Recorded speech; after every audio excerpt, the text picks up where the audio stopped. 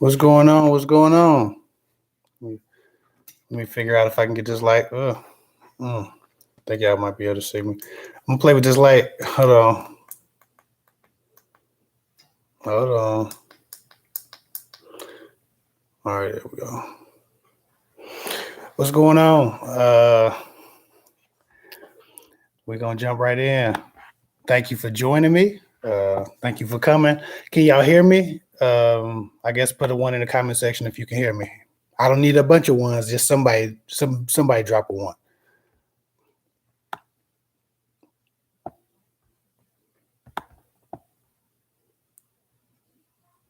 Anybody drop a one? Can you hear me? Okay, good. I got some yeses and ones. All right, bet. Appreciate it. Wow, Darcy with the quick super chat. Thank you, love and respect. She just said she hyped. I appreciate that. I'm gonna try to jump right in. That way, people watching the replay don't get annoyed. VC, first of all, hi Darcy. Hi VC. VC says, how can I tell if a guy from the gym has a crush on me and may be shy? A lot of times you can't tell at the gym unless you catch a man staring at you. Most men don't want to be creepy at the gym. Most men have a fear of being that guy who's appearing to ogle women or creep women out. And women, because of what they wear at the gym, a lot of times are a lot more self-conscious of a guy looking at them because they're a lot of times wearing things that are more revealing. No guy wants to be kicked out of the gym or corrected by gym staff for looking at women too long. So at the gym, you need to be a little bit more obvious and you need to be more overt and more direct if you're attracted to a guy at the gym, because it's a social suicide being seen as that guy who can't be trusted around women at the gym. It's just way too risky. And Me Too will like it's kind of a Me Too culture at the gym, except people will look at a guy looking at a woman and report him for the woman without her even noticing at the gym. It's just a sensitive place. So if you like a guy, you need to come talk to him while he's on the machine and ask him questions, pretend like you don't know how to use something, ask him for help, ask him about his workout regimen, start a real conversation. If you don't do that, then the guy is likely going to leave you alone, because most of us pretend not to notice women as much as possible at the gym if we can help it. Unless people are fully clothed before or after workouts, you won't catch a guy looking at you most of the time if he's interested. Ashley Day Trip. I've lost 170 pounds so far. Will anyone ever love me with my loose skin? I'm sure someone will love you. I actually watch a lot of weight loss TV, my 600-pound life, everything extreme weight loss that I can get my hands on for many years. And a lot of those women had boyfriends before and after weight loss. So I can tell you that, yes, people will and can love you with your loose skin. Obviously, because your skin is loose, the amount of people willing to go through that journey with you is obviously going to be smaller, as with anything that would make you different or unique in that way. But there are people who exist and will. So absolutely.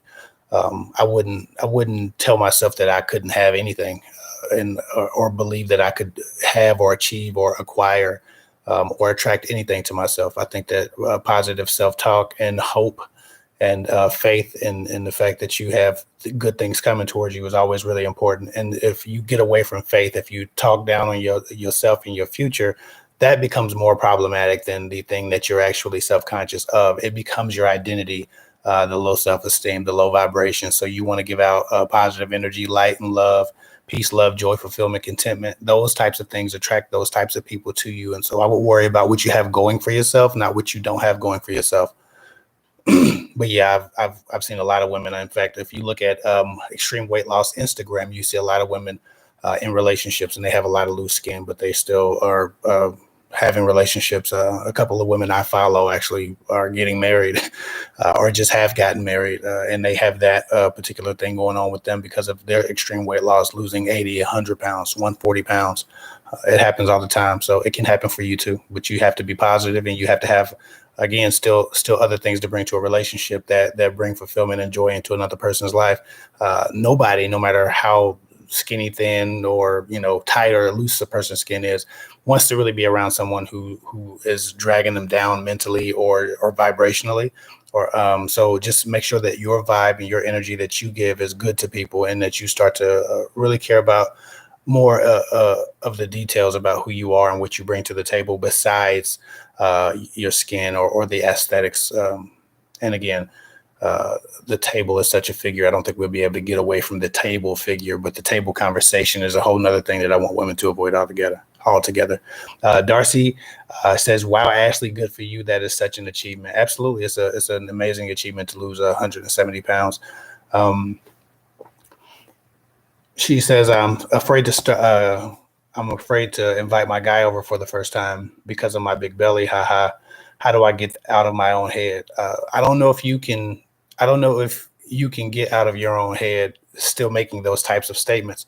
Ha ha ha lightens the load for us in the comment section. But if you're carrying that energy, a person can feel that energy. And so a man might be turned off and it won't be your belly. He's probably made peace with your belly. He's seen you before. What really will give him pause is the darkness behind the ha ha ha. Right. Like, so I really want you to start to look at what you have going for you instead of what you don't have going for you. Because if you focus on your negatives, if you focus on the things that you don't have as compared to another woman, you'll be thinking about those things where you're spending time with the guy. And if you become a buzzkill or a mood drag, he could be responding to that, and you'll always affix it to your aesthetics, your weight, your loose skin, your belly, when he could just be responding to your effect on him, which is bringing him down because you're down. So, it's one thing to be, recovering and filling yourself out, self-esteem wise. But if you haven't made that the goal now to people always say, love yourself. And I think that for the most part we do. But if you haven't made liking yourself and accepting yourself the goal, then that should be as big a goal as it was to lose 170 pounds. And if you can do one, you can do the other.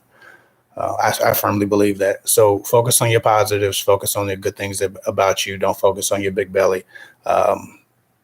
If you need to, write a list of things that you like about yourself. Write a list of things and benefits that any man would have for choosing you. Write about the things that you would commit to doing for the person who loves you correctly. Write about those gifts that you bring to a relationship, and then you look at those things and you study those things before you have company, so you remember who you are and what you bring to the table, so to speak, when a man's in front of you, and so you're not thinking about your belly.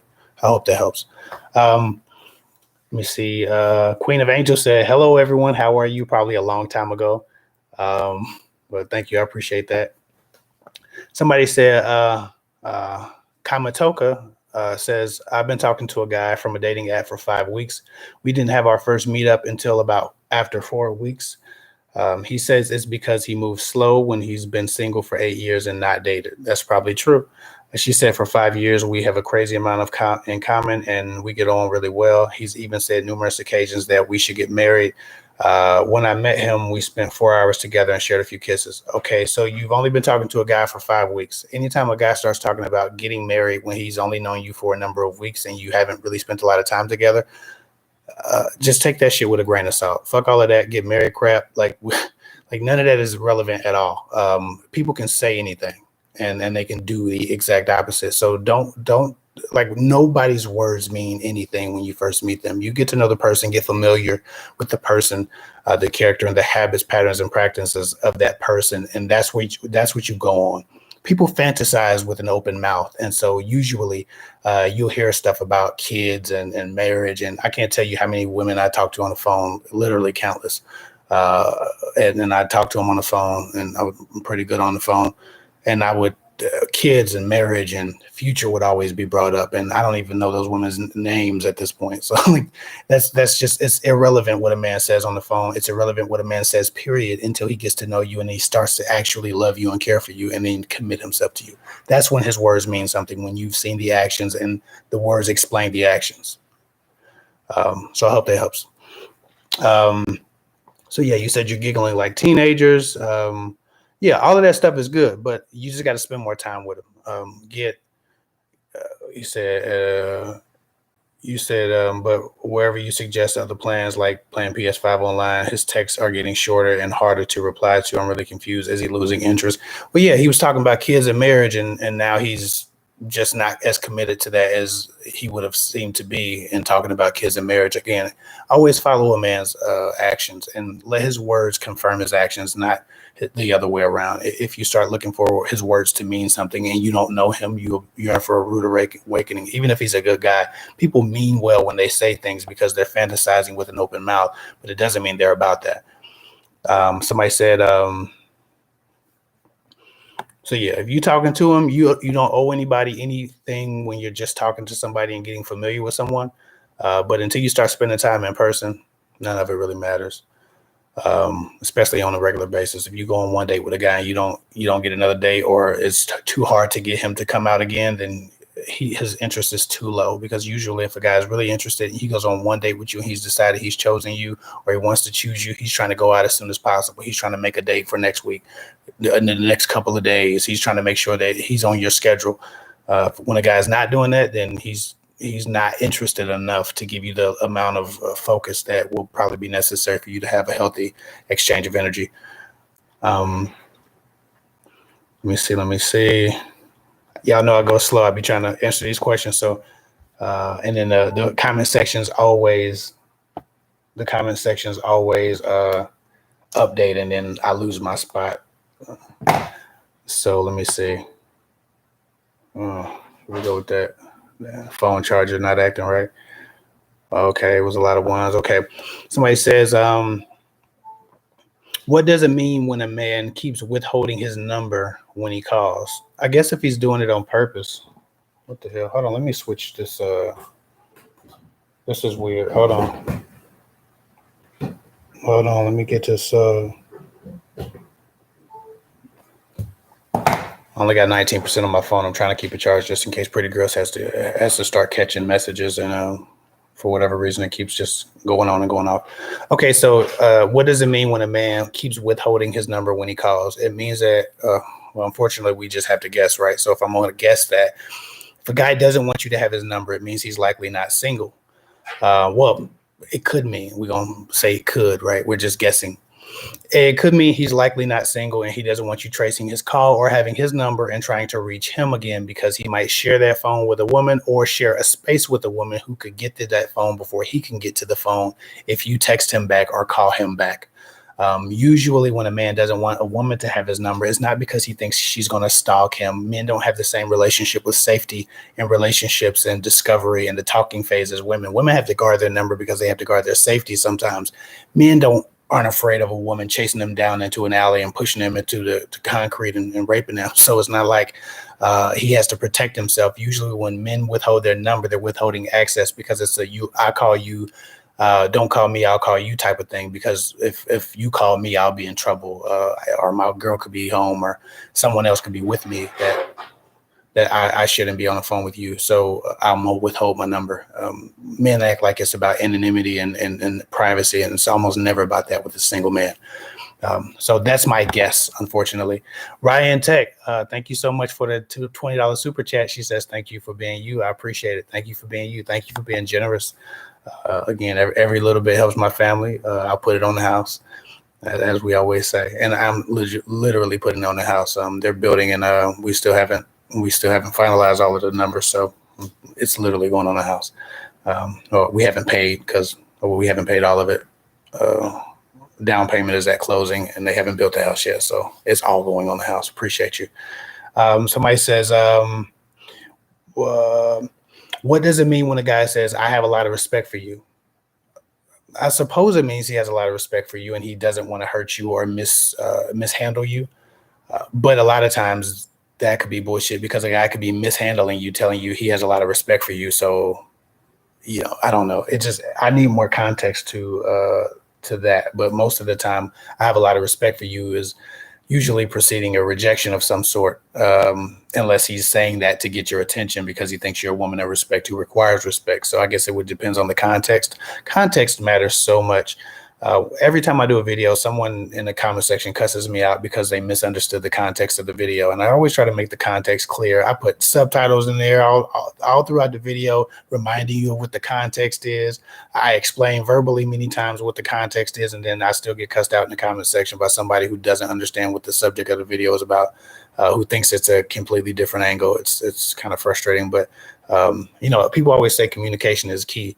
I don't think that at all. And I think that it's become quite common knowledge recently that communication isn't key, comprehension is key, and many people don't have a communication issue. Most of us can tell someone when we're happy or sad or upset or angry. Most of us have a comprehension issue where we just don't understand people and we can't see things from their side, and for whatever reason we get stuck in the tunnel vision that we have about a particular idea, and we won't escape that. We won't come out of that. We refuse to stand corrected, and so we refuse to compromise the identity that we have with that subject matter, and so we don't comprehend what's being told to us because we can't comprehend it without our bias. So context matters, and so like I said, I guess it depends on the context of I have a lot of respect for you. What's this conversation about? Because I've watched a man say that and be disrespecting a woman while he was doing it. And then I've watched other men say that and mean well and do well by that woman. And sometimes that means to reject her, and other times that means to accept her. It just depends. Natasha, I actually approached a fella and we worked out together. That's a good thing. Listen, you got one life to live. Don't chase no guy. Don't kiss a guy's ass, but you can approach a man and make first contact. You just don't want to approach a guy and be like, you just don't want to approach a guy and then try to treat him like a gentleman would treat you and ask for his number and try to woo him. If you approach a guy, approach him with conversation, that tells him he's welcome to your energy. That tells him he's welcome to ask you for your number. That tells him he's welcome to pursue you, or to at least invite you on the journey like that. And so you can definitely approach a guy, and that's just making first contact. Saying hi first, asking about the weather, complimenting his shoes, anything that you do to start a conversation. And when a man starts to stretch that conversation and take that conversation over, or think, hey, well, this girl's kind of pretty, she's in my face, I might as well go for it. Hey, so, you like my shoes, that's great, I appreciate it, but I think you're pretty. Would you mind giving me your number? That's how that's supposed to go, not, hi, you're a very handsome gentleman, can I have your number? That's too much. Just saying hi, starting a conversation is enough of a clue that a guy, if he wants you, will take that bait. Let me see. Watching from Philly, Mel, what's going on? Watching from Philly, love and respect. Watching from Cali. Hey, Cali, what's going on? Y'all know I'm still probably reading comments from the first 5 minutes. We 17 minutes in. Y'all forgive me. Don Caesar, love and respect, Don. Give me the $4.99 super chat. I appreciate you. Somebody says, I feel like men don't know I exist. How do I get them to know like I'm here? I think that I would have to probably see you because all I can see is your picture. So I don't know what you're giving off. I would imagine you're giving off asexual energy. You're probably giving off asexual energy or very independent energy, like you don't need a man, or like you're already in a relationship. A lot of women act like they're in a relationship. They don't look at men. They don't make eye contact. They look down at their feet. They look around men. They're avoidant of any real contact when they encounter guys. They act like guys don't exist. They act like guys aren't in front of them. They never actually speak to people. And then they say, well, I feel like I'm invisible, as you would, as you should. And I'm not saying that that's what you're doing, but I would have to see you. I would have to probably see more than your profile picture to get a clue of what type of style or energy I would get from you if I saw you and I had to guess about what type of woman you was. Marissa Lynn, love and respect. Thank you so much for the $10 super chat. No question, no comment. I had a date with a woman named Marissa before.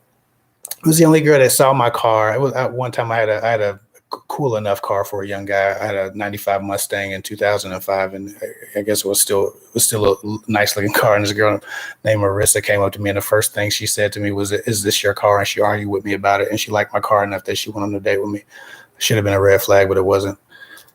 Anyway, Diane Edwards, love and respect. She says, welcome to the bonus video crew plus. I appreciate you.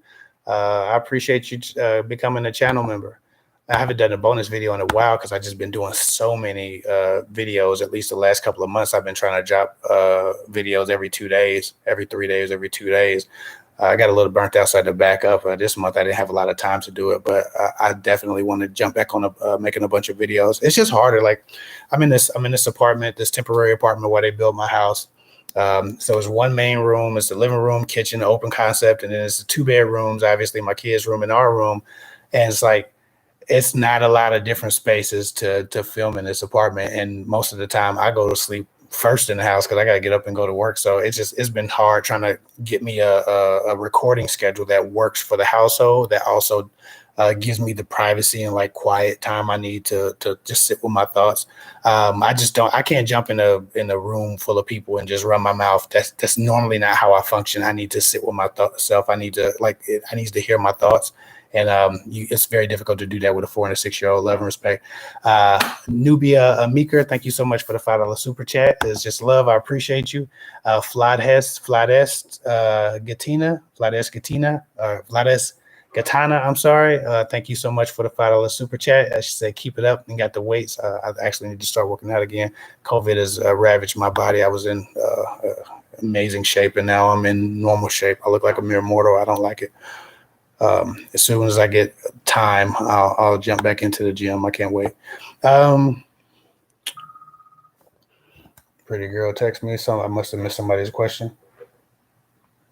Yep, I missed a super chat. Somebody gave me $1.99. Ty Hobbs, love and respect for the super chat. She said, "What is asexual energy, and how can a woman fix this?" Asexual energy is when a woman acts as if she's either like a senior. Like you don't get from, like, you can hang around an old lady. You don't get from that old lady that she wants, like, she has a sex life. Like, you don't feel any sexuality from her. Like, that part of her has dissipated. And not all old women, of course, but like, you've been around old women and you're like, it's almost like you don't even think they ever even had sex or like a sex life, because they act so like asexual. They just are without desire. That's how they act. A lot of church women, if you go to church, you think some of them people ain't never had sex the way they are holy roly in church, and judge young people for having a sex life. Think about someone who just doesn't give off any sexual energy at all. Think about somebody who doesn't ignite for anyone a desire for sex, or and it's not because they're repulsive or undesirable, but because their energy just lacks fervor and spirit or fire. There are certain people who just ooze sexuality, and no matter what they do, they just are sexy. Then there are other people who you have to get to know them. You have to have conversations with them. Their sexuality is something that might sneak out of them or sneak up on you. Then there are other people who are just completely appear to be sexually bland because they don't give off any energy that you could equate to or relate to sexual energy. And you can be wrong about that, but for the most part, our sexual desires play themselves out in the way we interact with people, in the way we flirt, in the way we smile, in the way we hold eye contact. And sometimes people don't do any of those things, and then they wonder why people don't see them as sexual beings. If you're a sexual being and you want to be seen as a sexual being, then people have to be reminded that you too have desires. You too have the capacity to flirt. You too have the capacity to receive a man's energy. Too many women who operate in male-dominated societies and male-dominated industries are very business-like in everything they do. They can't turn their business minds off when they go to the grocery store and the guy's looking at them, or when they go to the library, or when they go to the mall. It's all about business, and they're always professional, and sometimes appearing professional all the time and too often makes you appear asexual and off limits to sexual energy. So that's kind of what I mean by that. Think of a librarian that's not like a sexy librarian. Think of like your fourth grade teacher. Think of Sister Dawson from church that gives everybody candy. Like you don't think of them as like sexual beings. You just think of them as holy people or school educators or workers. So those types of things. I hope that helps. But again, write me on Instagram. If you have an Instagram, write me on Instagram. Just put sexual being or something like that in the top line so I can see it, and I'll look at your Instagram and try to figure out with you what's going on. I won't be too harsh, but some people need the critique. Somebody said, should I stay with the guy who doesn't believe in marriage? He said he eventually will, but he's not focused on it at the moment. We're both in our mid-20s. Forgive my dog making all that noise. Hold on. Oh, Divine Love. Thank you so much for the 199 super chat. She says so true. I'm guessing as to my comments about sexual energy.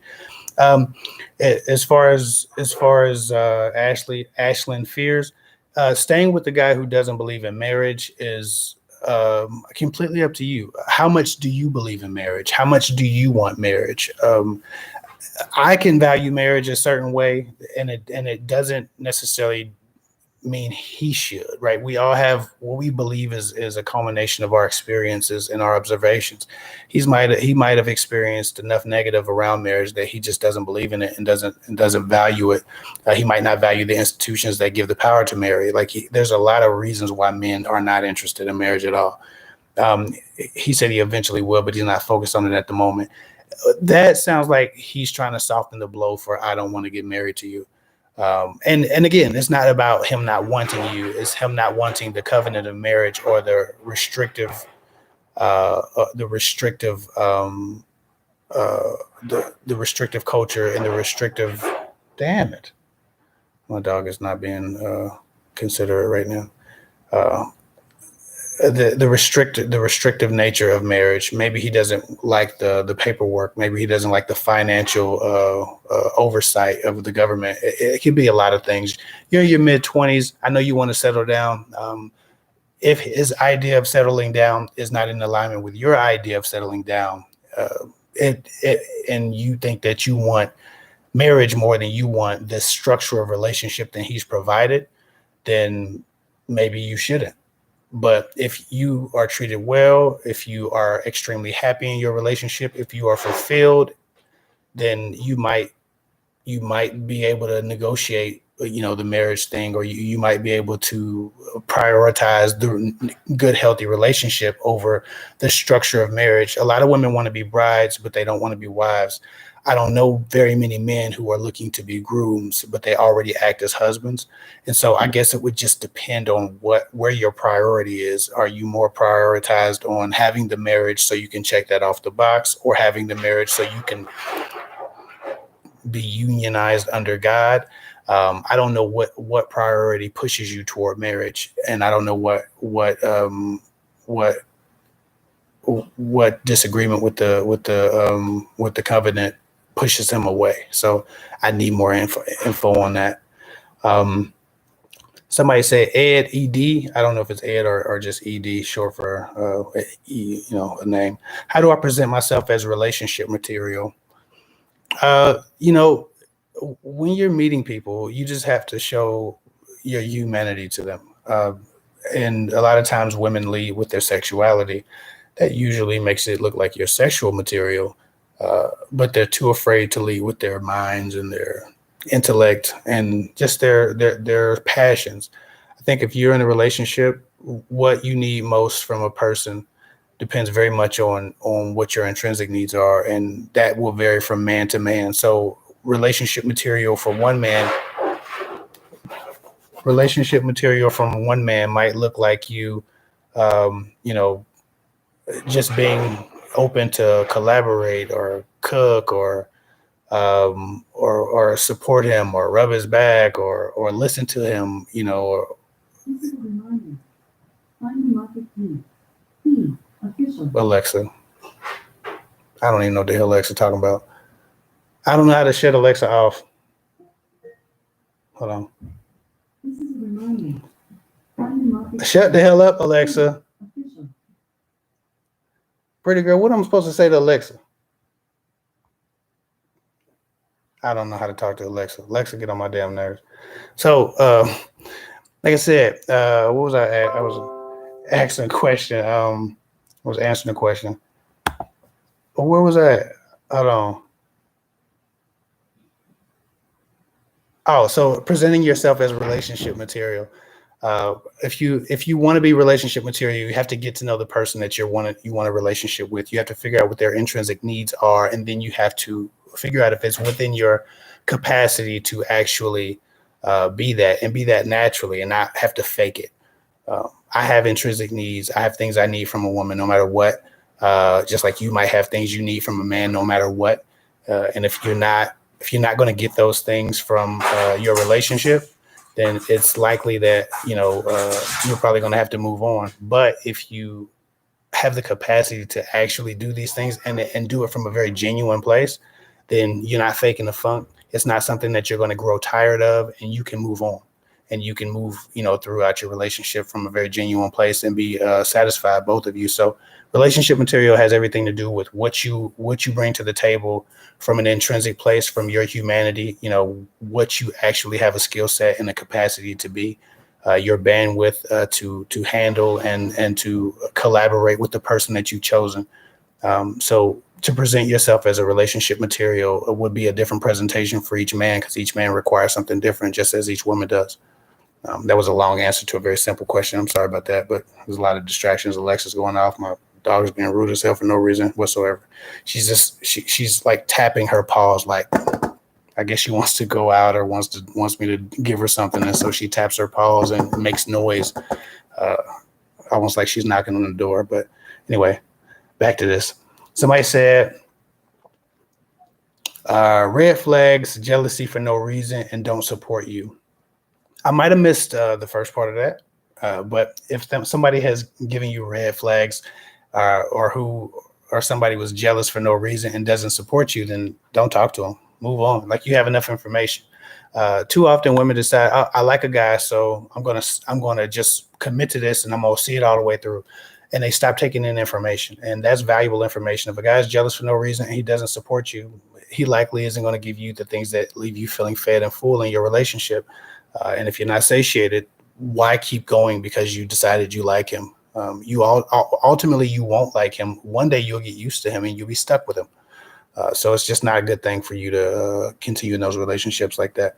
No matter how much you like a guy, learn to deny yourself the right now gratification and wait for something better. How can you tell if a person is healthy to be in a friendship or a relationship with you? Their effect on you. How a person affects you is is how you determine what their portion or what their purpose in your life should be. And I'm not talking about how you're affected by the way you feel about them. I'm talking about how that person affects you. It's not like, I like this guy, so I feel giddy, I feel happy, I feel warm and gooey because I'm around him. That's not how a man affects you. That's how your crush affects you. I'm asking you how that person affects you. What is their lasting impact on you? Not the crush, but their lasting impact, right? What does their energy do for you? What is their intent to give you? What is their intentional impact? How do they want to impact you? That's how you determine whether or not it's healthy to be a friend or be friends with someone or be in a relationship with them. What purpose are they trying to serve in your life, right? Is a person trying to support you and encourage you? Is a person trying to make you feel bigger and better? Is a person trying to help strengthen you and guide you? Or is a person trying to control you and manipulate you, use you, right? Those are things that would tell you who a person's supposed to be in your life. Somebody says, I want to be less codependent and starting to go out by myself. Any advice on building confidence and staying positive during a time where I'm feeling kind of lonely? Yeah, just start doing more for yourself that requires you to learn something. Challenge yourself by yourself. So sometimes we say, well, I want to be less codependent. I want to go out by myself. And then you do shit that you would normally have to do with others because it's so silent and quiet. You feel like you're thinking, and you can think in your room, but now you're outside of the house thinking, trying to look normal while you're having a conversation with yourself in your head about why you might not look normal being by yourself in a situation where you should have someone else with you. So I would say, instead of just thinking, go out by myself and do nothing by myself. I mean, and I'm for it. Go get coffee by yourself. Go get tea by yourself. Do that stuff. But also go out by yourself, as in go take on new challenges by yourself. Join a damn kung fu dojo or a Brazilian jiu-jitsu or a Muay Thai dojo.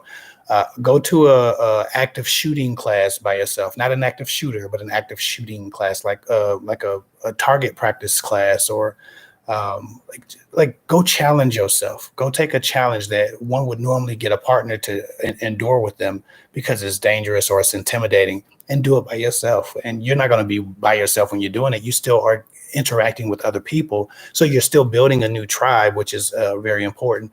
But you're also being afraid, you're being anxious, and you're learning to work through that anxiety without a support system with you, right? And so that's the key to, for me, being more confident about just being by myself and feeling lonely, is that you take on new challenges by yourself. I remember when I was like 18, was bored, and I might have been single at the time. I think I was single. I went to a local boxing gym, and those can be really gritty, intimidating places. And of course, I think the first time I went with a good friend of mine, but he was just not reliable. But I was still on that journey to kind of do my own thing anyway. I think I just told him, "Hey, I'm gonna go up to the boxing gym." He's like, "All right, let me go too," But it was really just my thing, and so he went once or maybe twice and never went again. But it became the thing that I did to just kind of get over my shit about being alone and facing new challenges by myself.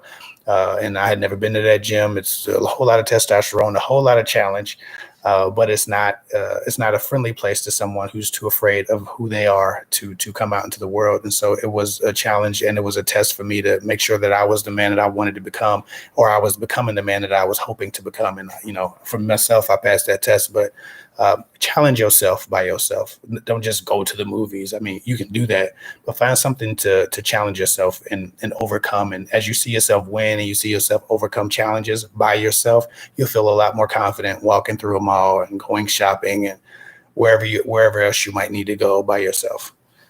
And it also just helps you build confidence in what you can do, seeing yourself win and overcome.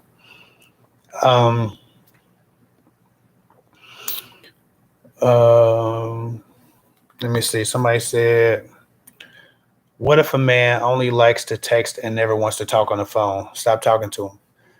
You have to talk to a person in person when you're in a relationship. You have to check in on the phone throughout the day. If you're in a healthy enough relationship, you have to make sure you know where your partner is. You have to make sure they're okay. They need anything. You have to support each other through hard days, bad days at work, bad days, funerals, deaths, disappointments. In a relationship, you have to communicate verbally with your partner. When a man is refusing to communicate with you verbally, he is refusing to grow with you, because men understand this. Yeah, and I just told somebody this today. Pimps have been teaching this for as long as pimping has been a thing. You have to get a woman's mind. The quote from a pimp is, "You got to get a hoe's mind. If you own a hoe's mind, you own the whole hoe," or whatever terrible thing a pimp might say. But that's because men have understood for at least the last 50 years that women fall in love with what they hear. Right. And if a man is not giving you an opportunity to hear him, it's because he doesn't want you to fall in love. He does not want you to get attached to him. That's why he's withholding his voice from you. Anytime a man tells you he likes you, but he doesn't like to talk on the phone, he doesn't like you enough. Because if he liked you enough, he'd make sure that he was on the phone with you so other men wouldn't be on the phone with you. And he'd also make sure he was on the phone with you so that you could be growing and learning about each other and getting closer. If a person is not on the phone with you, they are not trying to get close. They are not trying to become important. Anytime I wanted to become important to a woman, I had to make sure I got on the phone with her. I was the one she was talking to before bed.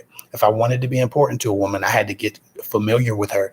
And I can just go on a date with her once a week, and that'd be the only time I heard her voice, because that means that was the only time she heard my voice. And how's she gonna fall in love with me if she only hears my voice once a week?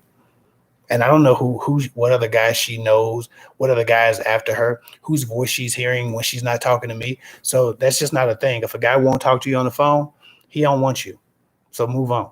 I have not met that woman yet. I've not met the woman who could not convince a guy to talk to her on the phone and also just had a wonderful, healthy relationship if she finally got into one. I haven't met that woman yet, and I'm 4,000 plus women in the coaching. I haven't met that woman yet. If a man won't talk to you on the phone, move on to the guy who will.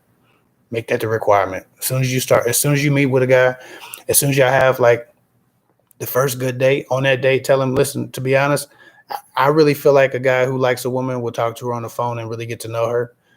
And doesn't feel like talking to her on the phone is a waste of time or some kind of useless pastime. So when I think a guy likes me, it's because he's calling me. and that's how I receive a man's intention. So if a guy's not calling me, he can text me whatever bullshit he wants. I don't hear it, and I'm not really listening to it unless he's calling me, unless he's showing up, unless I'm hearing his voice. I don't take it any other way, and just make it known that that's what you believe in, and if that's what you believe in. And if a guy was like, okay, cool, I understand that, it's understood, and then he doesn't call you, it's because he doesn't want to be that guy. But a guy just playing around with you, texting you every now and then, that guy doesn't want anything. Men know women fall in love with what they hear. That's why they refuse to talk to you guys, because they don't want you catching feelings. They want you to be so dried out and so withdrawn from what you need, and so drawn to them because you like them and because you want to bridge the gap, that you start having sex before you get those phone conversations. So then they can be like, I never told you anything. Hell, we didn't even talk like that.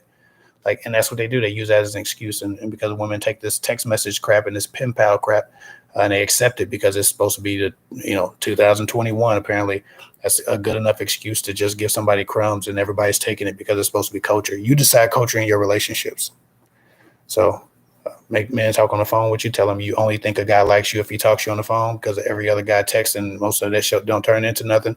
If he doesn't talk to you after he understands that that's your belief system, that he didn't want nothing. He's not trying to stand out. A man who wants you will try to stand out.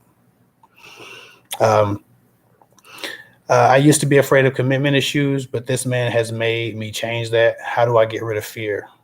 I'm imagining you saying you used to have commitment issues. And how do you get rid of fear? You got to just get committed to just diving into this relationship. You can't get rid of fear from the outside. Fear is something that you have to confront. It's not something that you can like train yourself out of or watch YouTube videos or even get advice out of. Fear is something that you have to confront. You have to go right up to it, and you have to commit to whatever the result is of you challenging that fear.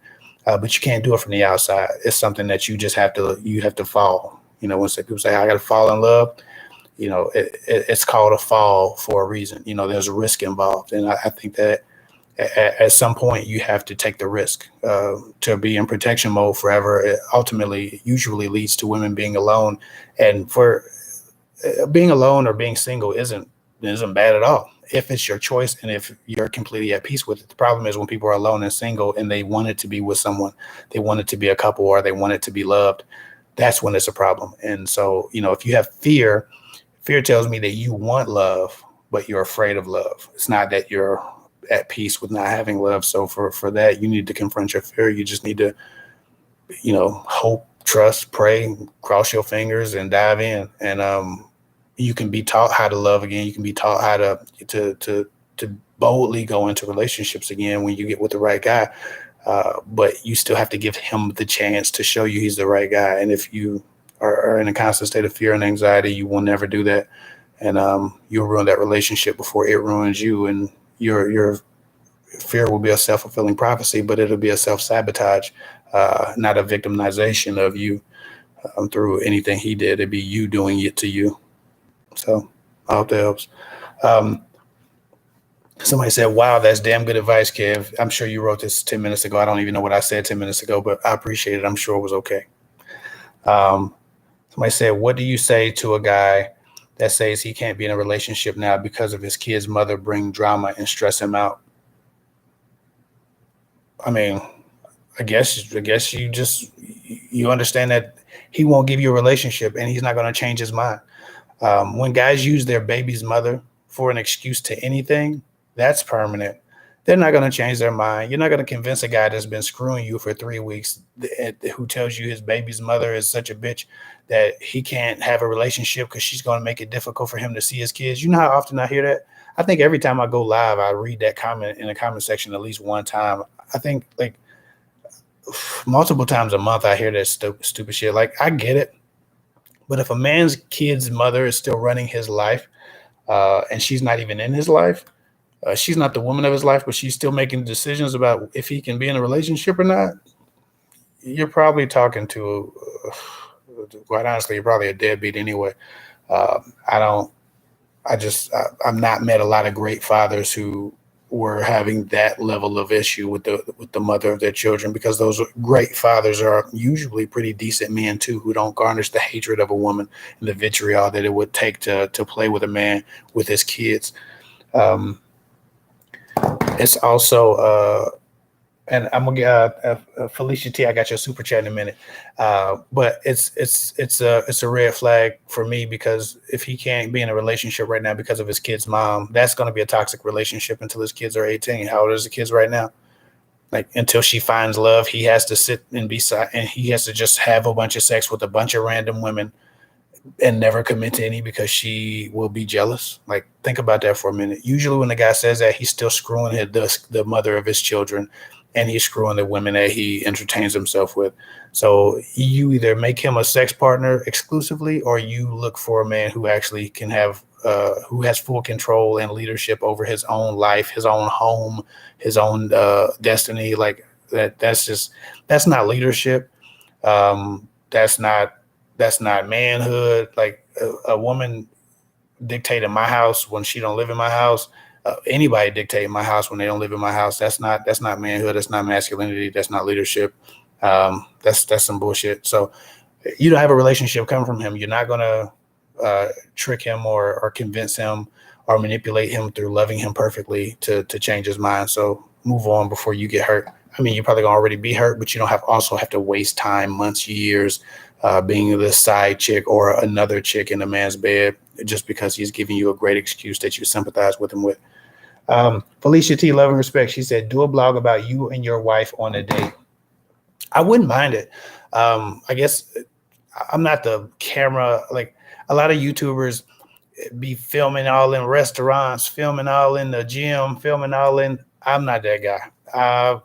It's enough for me just putting my damn camera on my camera mount in my car and filming. When people walk by, I gotta pretend that I'm on some video call or something. Like, it's so awkward talking to a camera.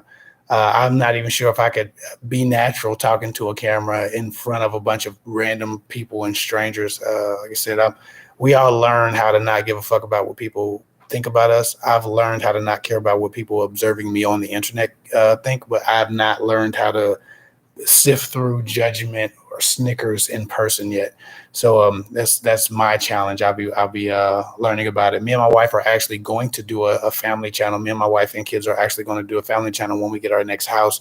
We got enough space to film and just be like, where this is a nice apartment. I think it's like 1,500 square feet or 1,200 square feet. For an apartment, it's a big apartment, but it's not it's just our temporary place until our house is done being built. So it's not really like blog ready. Pretty nice though, but it's not blog ready. So when we have some space, we're actually going to do a family channel. So we're actually looking forward to that, cooking and everything. My wife actually told me I should probably do a cooking with Kev channel. I don't know why. I think because I'm such a terrible cook, it'd probably be very comedic and informative, because I could give dating advice while I make terrible burnt dishes. I don't know what the hell. She has all of these ideas. So while she's not the most camera friendly person, she always has an idea for what I can do. So I think I'm gonna put her in front of the camera when we finally get this house built and get moved in and get settled, because I've always wanted to do a family vlog channel, and I think she does too. So we will be doing more content together. Right now this is just not ideal. I don't think anything from here to my last house was super ideal for that. Let me see. Somebody said, but thank you, Felicia T, for the 199 super chat, and soon enough you'll get Ashik back on the camera. Somebody said, oh, I missed this. Autumn Beauty, she said, thank you for the super chat. She said, is it abnormal for a successful man to be nervous when talking to an attractive woman? Is that a sign that he's in a relationship? No. Y'all have to stop equating, and not just you, Autumn Beauty. Love and respect to you, appreciate you. But y'all have to stop equating a man's nervousness with anything other than a respect for you, a respect for the result of the communication or the interaction. Listen, I am handsome. I am tall. I am usually very well built. And even though I'm out of shape, I'm more well built than most men. I'm still, if I was dating, I would still be nervous in front of a beautiful woman. That's not necessarily a sign that he's in a relationship because he's nervous when talking to a woman.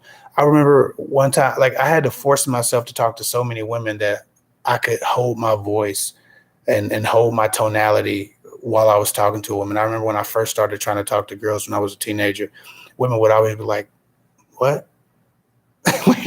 And that was embarrassing, right? What would you say? Excuse me, say that again. Because I thought I was talking, but my damn heart would be beating so fast that I would be damn near whispering.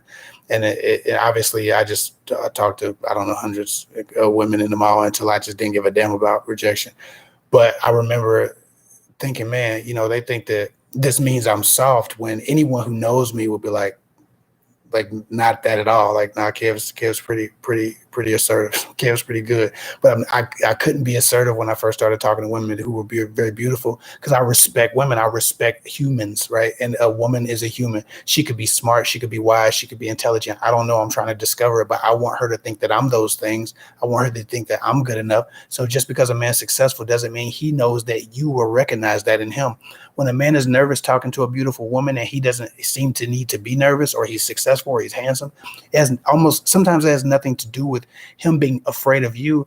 It's him respecting the interaction, wanting it to go well, and also not knowing if you have the judgment, have the insight, have the wisdom, the intelligence to look at him and see what he sees in himself. Just because a man's successful doesn't mean you're going to look at him and think that he's successful, or think that he's good enough, or think that he's cool, or not lame, or alpha, or whatever. So most of the time, the doubt that a person has isn't about what they believe about themselves. If they're successful and they have a reason to be proud, the doubt that I always had when I approached a woman, from being very young to being 20 something, before I met my wife, it was about, okay, I know I'm a great man. I know I'm probably the best man that has approached her in the last couple of months. That's how I believe about myself.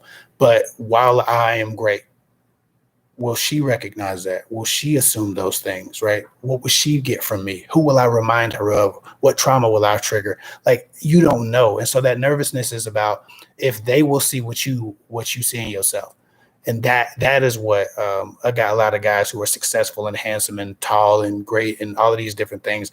That's that nervousness they're kicking around. Not that they're afraid of you, but they're afraid that you don't have the judgment or the wisdom or the discernment to see the value that they're bringing you. Or they're just not practiced. They could be that too. But let a man be nervous. That doesn't mean he's not an alpha or a leader or assertive or anything. It just means he's nervous. He has a healthy respect for the interaction. It doesn't have anything to do with him having a relationship. Those things aren't even connected. Afrocentric Anatomy TV, love and respect. She says, keep doing great things. A family channel I would be your first subscriber. Yay. I appreciate that. Thank you. I appreciate that. Paprika Paps says, I love your content. You're the voice of reason and fairness in the dating coaching world. I love your smile too. You're amazing. You're doing amazing, sweetie. I appreciate that. Thank you so much. And while I got y'all here, thank you to all of you who went over to the Fatherhood Village YouTube channel and been watching my videos and listening to the audio podcast. We've had that audio podcast for 2 years, and it is very difficult to grow an audio podcast. They just do not spread it like that on Spotify, Apple, Anchor. Like, it's just impossible to grow at the same rate that you can grow on YouTube. So we just decided to start filming them visually and making a podcast for YouTube. And we still put them on all the podcast apps, but we filmed the video and released it here on YouTube. So we're going to be dropping a lot more of those. We've been doing it for 2 years. So while it seems new to you, we're 40, 50 episodes into our podcast. So don't think it's going anywhere. And I just want, like I said, I just want to show appreciation to everybody. And it's obviously for men. It's fatherhood, mentorhood, brotherhood type of podcast. We're trying to build stronger, better, more responsible, more respectful men, fathers, brothers, mentors. So we always talk about what's wrong with men, and specifically on this channel, when I talk to women about what's wrong with them, women always get in the comment section, talk to men. I've been talking to men for 2 years, and it wasn't growing as fast as I wanted it to, so I just brought it over to YouTube. Even though that message is for men, if you ladies want men to grow, if you ladies want men to prosper or to just be better, to become more responsible, they need to be hearing these types of messages too. So I don't even give a damn if you don't listen to the podcast. If you share these things on Facebook, if you share these things wherever you can share them, men will hear them and take hold of them, and you can spread this message to men, through association. So even though it's a men's podcast, there's a lot that anybody can get from it, and because it's parenthood centered, there's a lot of parenthood stuff in it too that anybody can benefit from, especially single mothers who are raising children, and trying to figure out how to best represent the male and the female figure in that child's life. You get a very healthy, solid, balanced male perspective that will give you a lot of perspective in your child in your parenthood, as it pertains to just where things are, how to balance your parenthood style between, being the mother and the father if you're single. But again, it's about helping men become better fathers, mentors, husbands, cousins, brothers, pillars of their community. So the Fatherhood Village, I'm very proud of it. And I'm very thankful for everybody who's went over and seen those videos. If you're confused about what I'm talking about, go to my YouTube community tab and just scroll down. You'll see 2 or 3 or 4 Fatherhood Village videos in the last week and a half that I've dropped. I think we're putting one out tomorrow about mental health in men with Jesse Rhea. So please continue to support and share the Fatherhood Village. If you ladies want men to grow, you have to share this message, and eventually it will get to men. And that's the hope that we have, is that it finds men somewhere, wherever they are. So just share it wherever you can. Share it on Facebook, share wherever. Some of them are audio podcasts. Most of them from this point on will be video, but we have like 20 audio podcasts that were really, really good and really helpful that we've converted to video just to bring to the YouTube channel. But they're just like backlog videos backlog audios that we wanted to release to people so people could binge listen if they wanted to.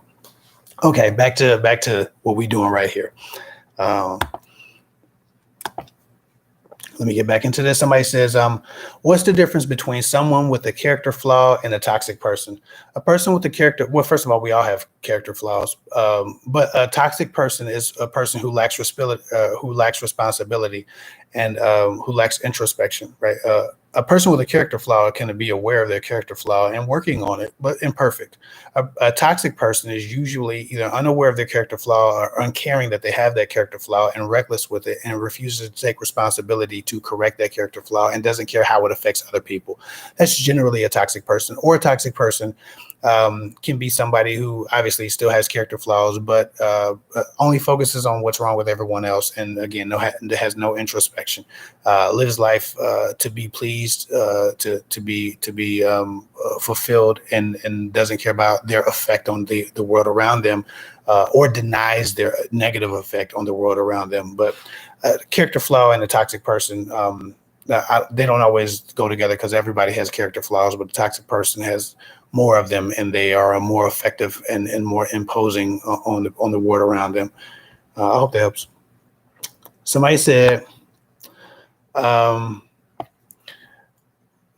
do guys even realize that they are doing all of these things, like pressuring them for sex, judge trustworthiness as potential wife, etc.?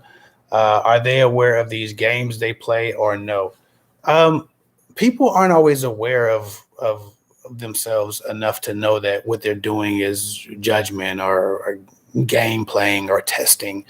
Bullshitters don't always, they're just being them. They're just being what they've learned to be through surviving those types of individuals themselves. So sometimes, no, people aren't aware of themselves why they're doing things, and then other times people are literally just entitled. When you say, do guys even realize that they're doing all of these things, like pressuring women for sex, to judge trustworthiness as a potential wife, and all of this stuff? Like, these are just sick people. Like, when somebody just asks about toxic people, I think that's when you're getting into toxicity. That's a person feeling entitled to your body. That's the person letting their insecurities decide how they treat you.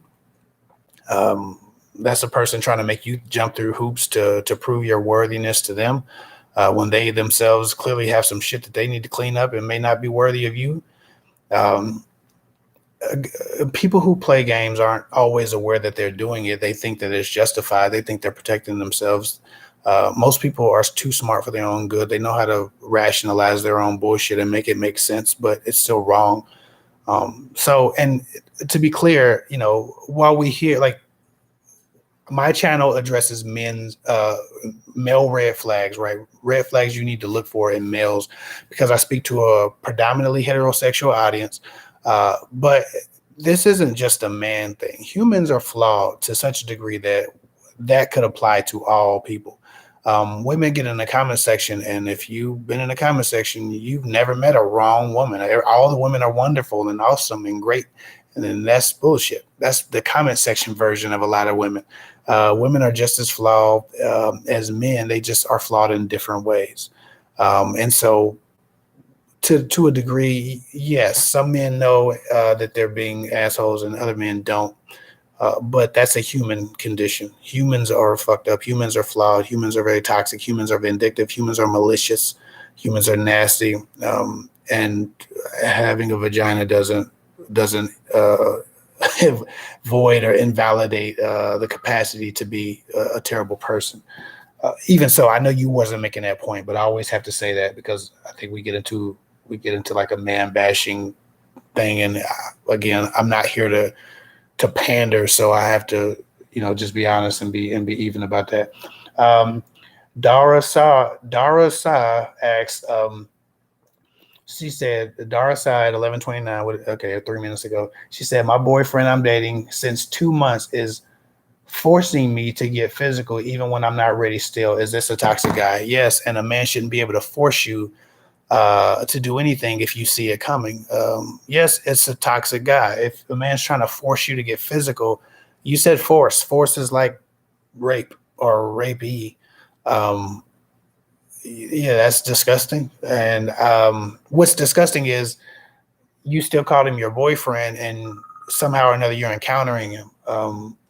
Unless you're afraid for your life or you're in some kind of danger, I need you to get the fuck away from that guy. I need you to move on. I need you, like, if you feel like you're not ready and he's not respecting that, it's not worth the trouble. Like, move on.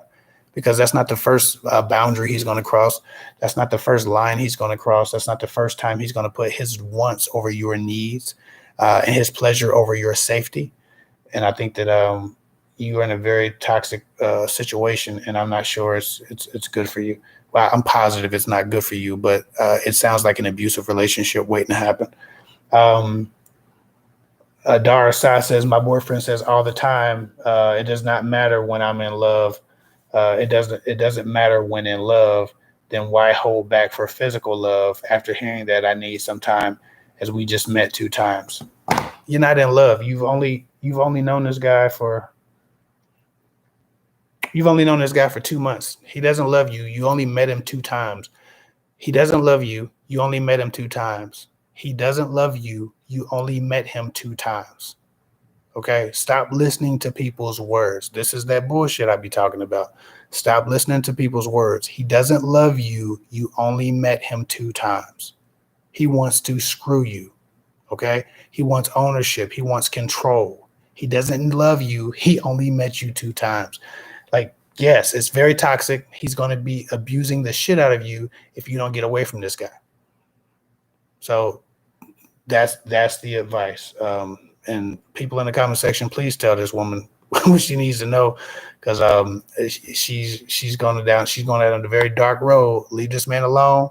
He doesn't love you. He's only met you 2 times. Okay, I'm sure. I don't know what he told you on the phone. Doesn't matter, because you're in love with each other. Why hold back physically if you're in love already?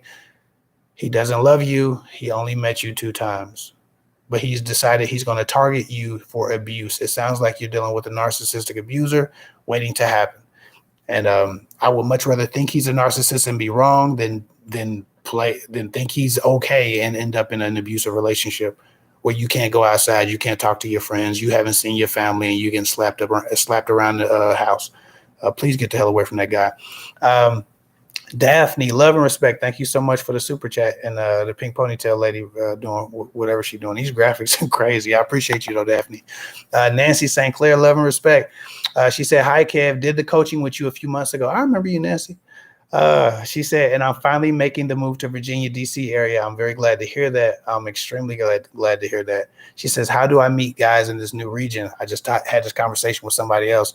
The grocery store. The grocery store is always probably going to be the best way to randomly meet people. The grocery store, places like Barnes and Nobles, or places that would just have the type of guy that you have the mindset for, where you're going there and see what you're trying to do, especially with your, I believe it was law degree. You're trying to meet a certain type of man that represents what you represent and stands for what you stand for.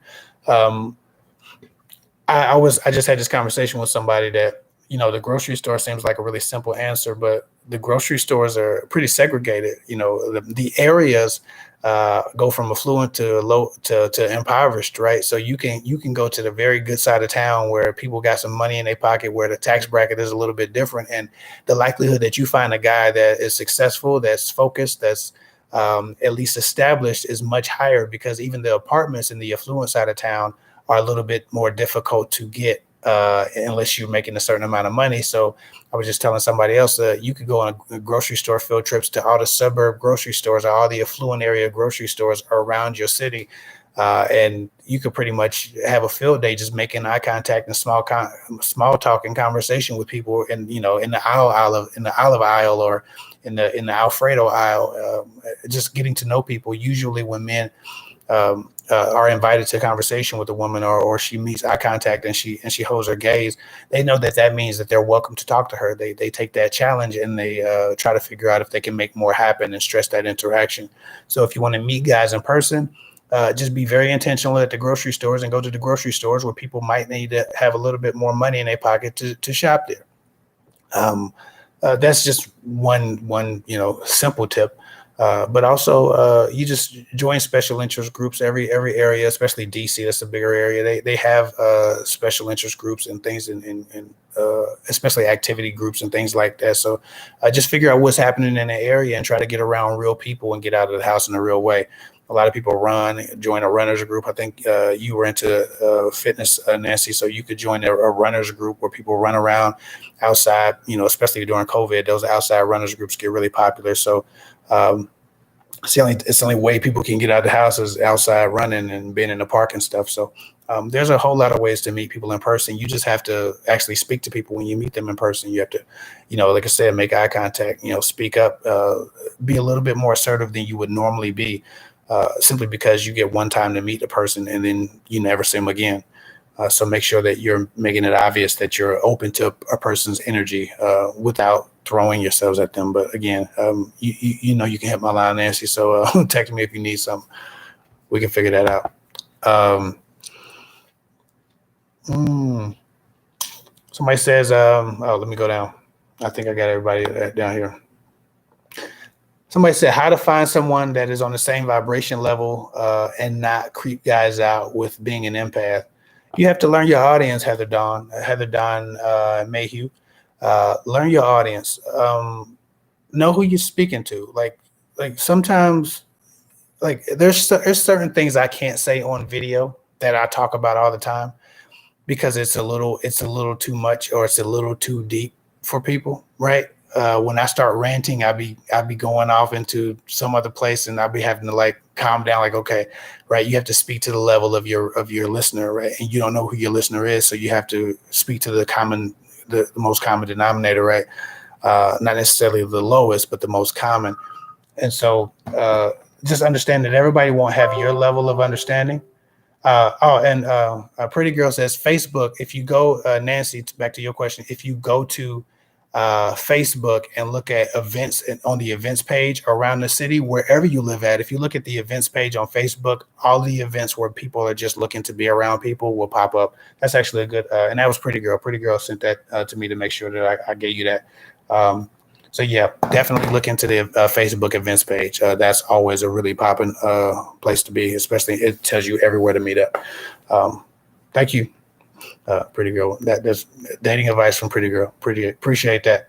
But yeah, so finding people on the same vibrational level, it can be difficult because there's so many different ways a person can be woke or aware, right? So again, that might mean you need to look into the special interest groups. That might mean you need to follow mindfulness and vibrational energy, spirituality types of posts on Instagram, channels on YouTube, videos on TikTok, all your social media, are around that level of awareness, and then jump into that comment section and converse with people. Talk about these things in the comment section. And if you see a guy who has a particularly handsome profile picture, respond to his comment with some of your with some of your empathic wisdom, and see if y'all don't just have a great conversation about something that you're both familiar with. But you got to go where familiar people are, and where familiar ideas and popular ideas in your mind are. And so if you want somebody on the same vibrational level, the easiest thing to do is to join those vibrational conversations online, and then pick out the most handsome profile pictures and respond to their comments directly with your own brand of vibrational wisdom, and that whatever that conversation is. And I think that'll be helpful for you. Let me see. Okay. I think Pretty Girl just put the Fatherhood Village. I thought she put a link. I don't know if you can put a link or not. Oh, okay. Somebody said, can a moderator drop the name of the podcast, please? It's called The Fatherhood Village. If you go to my main page on YouTube and just go to community, I've dropped like 4 or 5 or 6 Fatherhood Village posts this week, so you can see them all. What is masculinity? A lot of you ladies, I'm sorry, always ask me to do what's a masculinity video? What is masculinity? I don't know what masculinity is, or I'm misinterpreting masculinity. Me and my partner talked for 35 minutes, I think, about what masculinity is, and we covered the spectrum. And so for as many women wanted to know what masculinity is, this was an amazing podcast to listen to about what masculinity is. And I think it's an audio podcast, but it was valuable. It was 2 men talking to men, explaining to men what our male roles were. So anybody, especially a woman who doesn't understand what a man is supposed to stand for, can listen to this video and get everything she needs to apply to her own dating wisdom, knowledge, and understanding. So What is Masculinity podcast on the Fatherhood Village. Please go check that out, because that was for men and women, but it was us talking specifically to men many months ago. I think we might have did that podcast maybe 4 months ago, but it was not dated. It's just timeless information. But please go check out that. And it's a podcast. You can listen to it in the backdrop, but it was a valuable, wonderful conversation. And me and Deshar, we talked about it all. So listen to that if you got questions about masculinity, because it's better than if I did a video for you. Somebody said, what do you think about a 50-year-old man married twice and engaged with living girlfriends twice, asked me to marry him in 60 days? I do not want to be wife number 3. Well, don't. And you mentioned his age. I can't see your profile picture because it's literally this big. Are you 50? You don't look 50. So is this a younger woman dating an older man? I'm probably not going to see your reply if you do, unless Pretty Girl catches it. I can tell you this. No, this man doesn't value the covenant of marriage or commitment, for that matter. He's been married twice. He's engaged, living girlfriends twice. He's pretty much going to marry whoever's with him at the time. Is he like a church guy? A lot of church guys do this. They don't want to sin and fornicate, so they marry every girl that they spend a night with more than a week and a half. I don't know about this. I don't know about this. This guy's being married. He doesn't seem to respect the commitments that he makes to women when he's promising these things. And I know a person like that, so I don't think that that's a good idea. I think that he thinks whoever's with him at the time needs to be his wife at the time, and that's not good enough. But hey, I don't know him. He could be wonderful, I guess. But 2 people have been wrong before, and 2 people have been right for not marrying him. So I guess you can do what you want with those odds.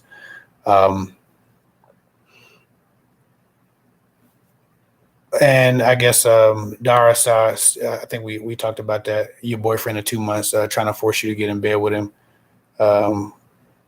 You said you need time. He says he can't give you time, or else you shouldn't be with him. Please get away from that dude. He needs his ass beat, for real. I swear, if I had like a little sister and somebody was putting that type of pressure on her, that would be an assault. That would be a violent assault. All right, I got 15 minutes, y'all. 15 minutes. 15 minutes. Let me see. I don't want to do this to you. I'm gonna scroll down to the bottom because I don't want to miss everybody who's in there right now. A lot of people had to go.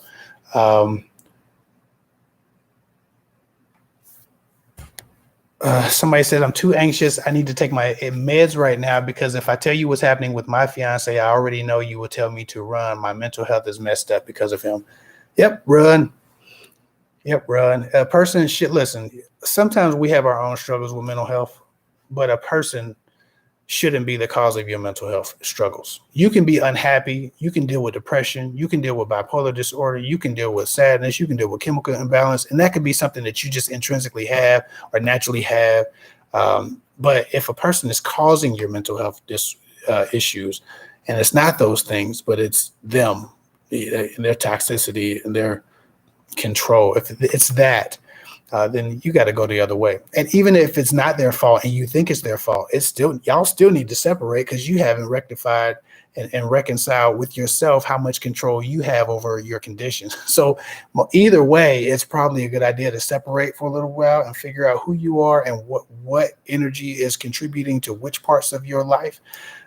But yeah, you're probably right. You probably don't want to tell me about that because I'll probably say exactly what you said I would.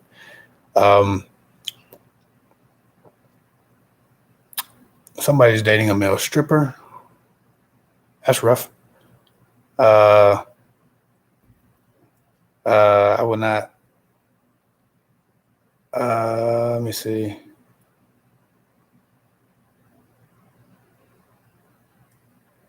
People deserve peace and happiness. Got it. Yeah, y'all got single for 20 years after a married man.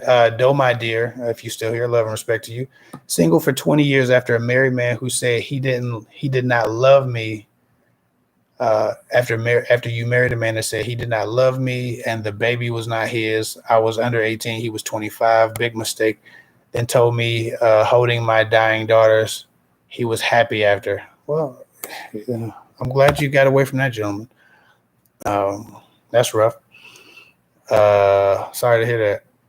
Autumn Beauty, love and respect. Thank you for the $10 super chat. She said, is it unrealistic for a woman who is not a virgin to decide not to have sex anymore until marriage? That's not unrealistic. I hear about it all the time. What's unrealistic is for you to try to force a guy who has no convictions about sex to go along with it. I think that if you have a conviction about sex and it's religious related, it's a lot more understandable to men and relatable to men who are of the same religion and have the same convictions. If men feel like if it's not religious, say you're not a religious person, you're not in church, but you don't want to have sex anymore until marriage, that like regret induced abstinence is a little bit of a harder pill to swallow, just because men know that other men have gotten to that place with you. Other men have had the pleasure and privilege.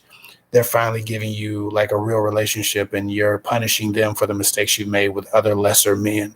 That's insulting to a degree, but it's your body, your choice completely.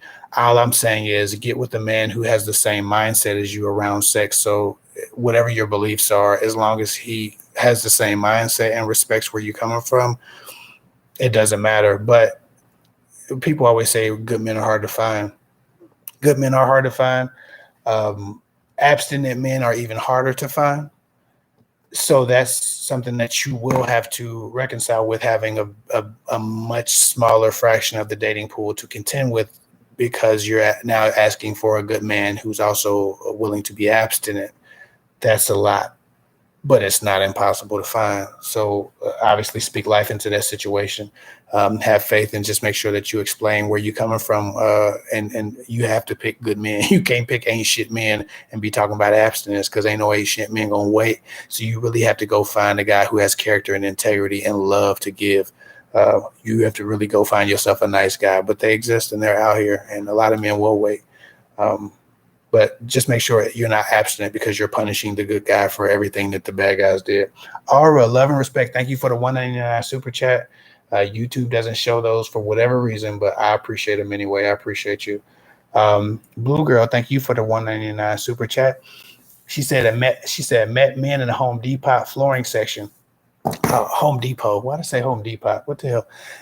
She said, I met a man in the Home Depot flooring section. Absolutely. Home Depot, just like a grocery store, you'll find men of all different, backgrounds in Home Depot. And so it's a good place to meet men. In fact, you're always going to meet a man in Home Depot. If you wonder where the men at, they probably at the Lowe's and the Home Depot and Menards.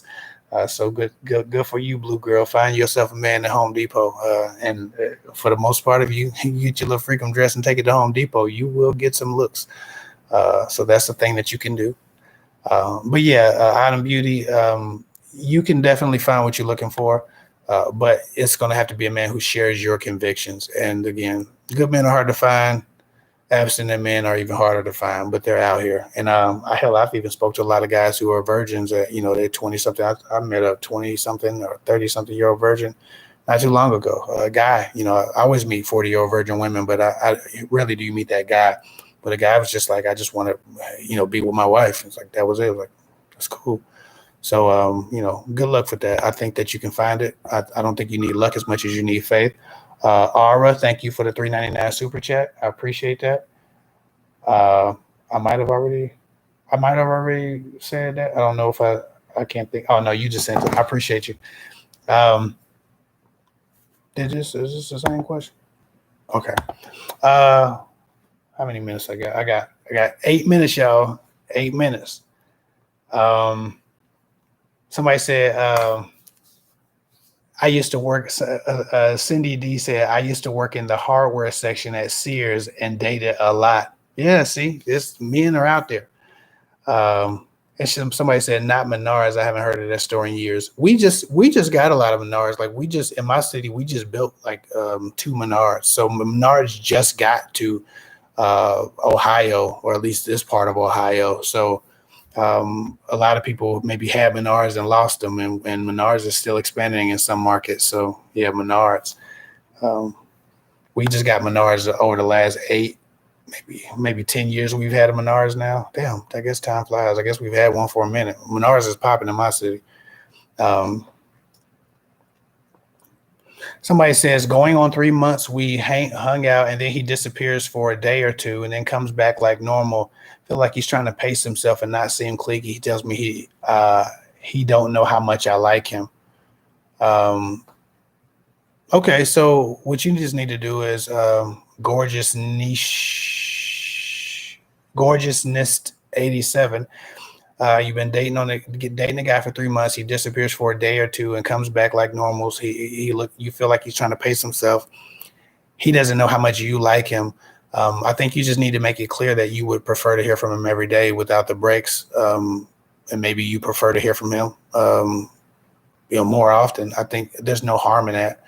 You can validate a man's attempts. You can validate a man's effort. If he's in fact giving you a good effort, you can validate it. You can compliment him. You can tell him, hey, I'm really glad that you've been, really consistent. I appreciate it. I like it. You can do that. And it gives a man incentive for being solid. So sometimes women receive a guy's solid behavior and they don't want to look like they're losing their shit or that they're too into him. So they just observe it and, try to be cool about it. But sometimes men need that feedback. Men need to know when they're doing the right things and when they're doing things that aren't helping them. And so it's easier to correct a person by just pointing to the great things they do and saying, oh my God, this right here, this is awesome. And just pretending to not even notice the bad shit. Just point really hard at the shit that they do that you love. And that positive reinforcement usually gets you the behavior you want. So, tell him, hey, I really miss you on the days that I don't talk to you. Am I allowed to say that? He'll probably be, yeah, I didn't know. Okay, cool. So I can call you every day. Like, I'm not going to wear out my welcome. No. And you can just have that conversation. You don't have to always try to save face. Everything can't be about saving face. Once you get into a relationship or you're establishing a relationship, you have to respect where it's going and not necessarily, where it's been. And of course, there are times where it's appropriate to withhold your pleasure or make it less obvious that you're really excited. But when you've been talking to somebody for 3 months, that transparency has to start picking up. And he may be pacing himself, or he may be growing bored at the fact that you don't call him first. I don't know. But it sounds like you just need to have a conversation, and not like a heavy conversation, but just let him know, hey, sometimes you don't talk to me for 2 days and I kind of miss you. You're allowed to say that. That's not you chasing him or being on his nuts, especially if he's the one that's always calling you. The least you can do is, wave him over to you, or, just finger wag him over a little bit. I don't think that makes you appear that you're out of sorts or wanting him too hard. Okay, I got 4 minutes. Somebody said, I was told there is only sex and money, no such thing as love. Oh, who raised you, a pimp? Doe, my dear, that's shitty, terrible, no good, horrible, very bad advice. That's not a thing. I mean, I guess it's a thing if you in a pimp game. For real though, who raised you, a pimp? Sex and money, no such thing as love. That is pimp. That's pimp advice right there. That'd be rule number 11 of pimping.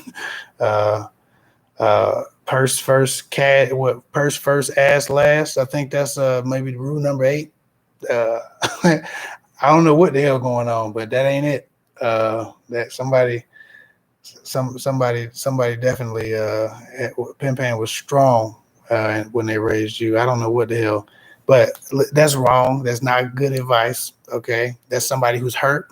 All right, hurt people, and they also give shitty hurt advice. And so that's somebody who never felt love telling you that their refuge was money and finances, and that's what they fell in love with. That's what they married. They were married to the game. Again, that's pimp advice. Really, like, you should probably ask about their background. They probably have a pimping background or a hoeing background. That's kind of sad, actually, but yeah. Sorry to hear that, but that's not good advice at all. Don't take advice from them. I'm sure they're not very happy people. I got 2 minutes, y'all. The Pimpin' Chronicles. If a man admits to being abusive to his ex-wife, will he abuse again? If a man has ever put his hands on a woman, I don't give a fuck if he says he's reformed. If a man has ever fixed his face to actually beat a woman, like, he's dismissed. He's done. He's disqualified. I don't want to hear that shit about I'm reformed. I went to counseling. Nah, hell nah. I don't need you relapsing on me. Nah, we done. We good. I never ever date no man who could even fix his fucking face with a straight face say he's abused some woman, beat up some woman. Like, grown ass man put his hands on a woman. Nah. I think that pimp. I think that your grown ass man who used to beat his ex-wife might have told that girl about purse first, ass last. I think that's what happened. I think that you too are dating a pimp, because I'm not sure how a man used to beat his ex-wife and with a straight face says that as if he can be reformed. Maybe he can, but I don't want to be the one. I don't want to be the guinea pig for that relationship. I would just tell you to move on. I don't think that man is put together solid enough for you to be dating. I just how I feel. I ain't into that. One more question. I gotta go here. Looking for one more question. I'm out for here. Hold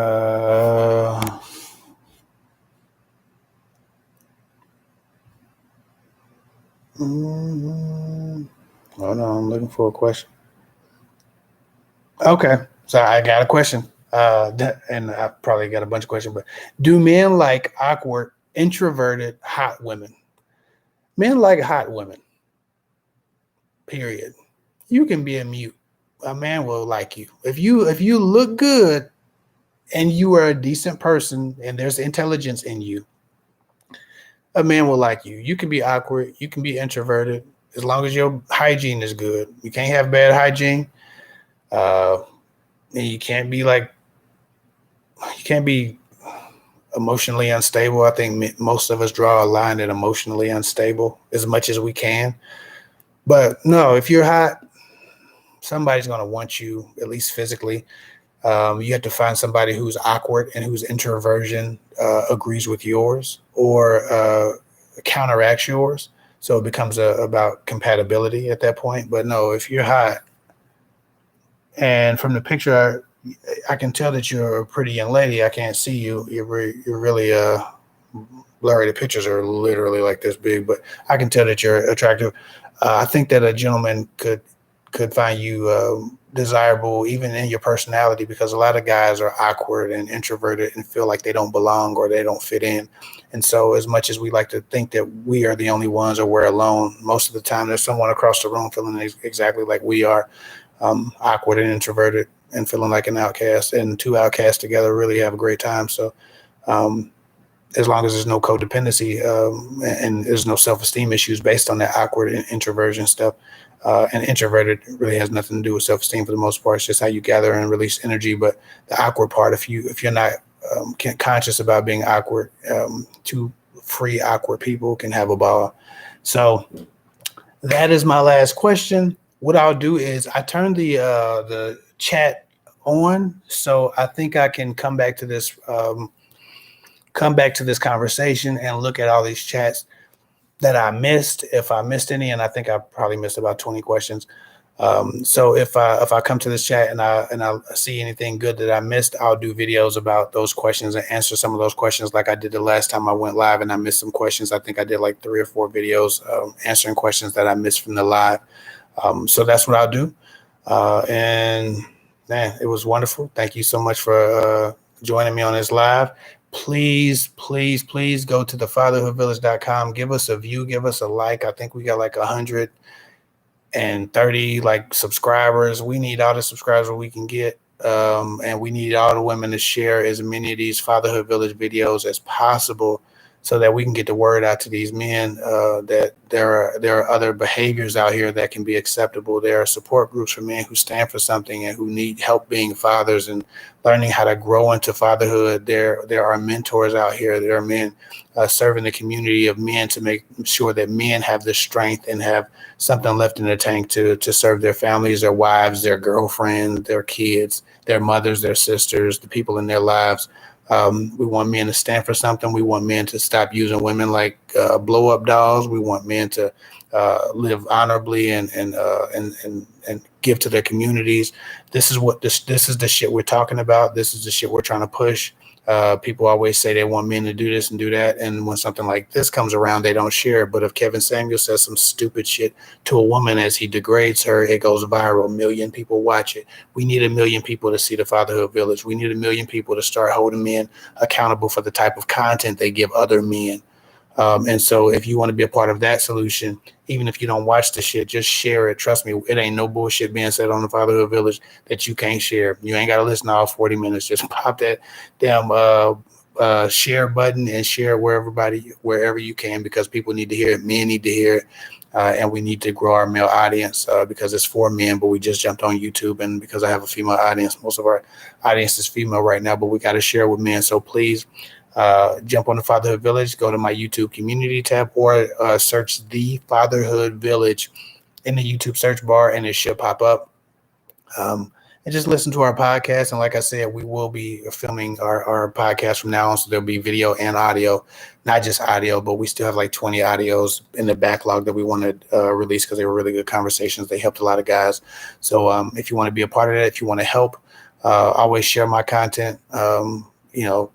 Liking and commenting is great, but sharing is what makes shit go viral. And unfortunately enough, people only share things that are controversial for the most part in big numbers. And so it just helps my channel. It helps the Fatherhood Village.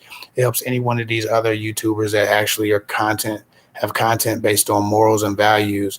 When you share their stuff, people always say about, I like you, I like Tony Gaskins, I like this person, that person.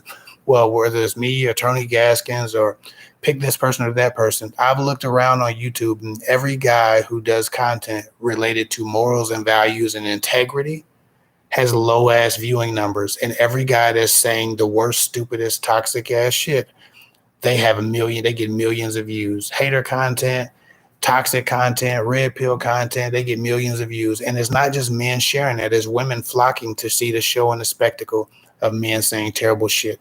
And so that's what's happening. Like a lot of these guys making morals and value and character content. I'll be thinking, damn, my views are low. And so I'll go look at somebody even bigger than me that does moral based content, and their views are low too. We just not winning right now as far as the content war. So it's just one of those things. You have to support the things you want to replicate and you want to multiply in this world. Stop supporting and sharing shit because it's viral, because it's toxic. That's just my spiel on that. But I gotta go. I'm 6 minutes over running my damn mouth. And thank you, Shani T, for the $10 super chat. I appreciate you. Y'all have a good night. Love and respect. God bless y'all.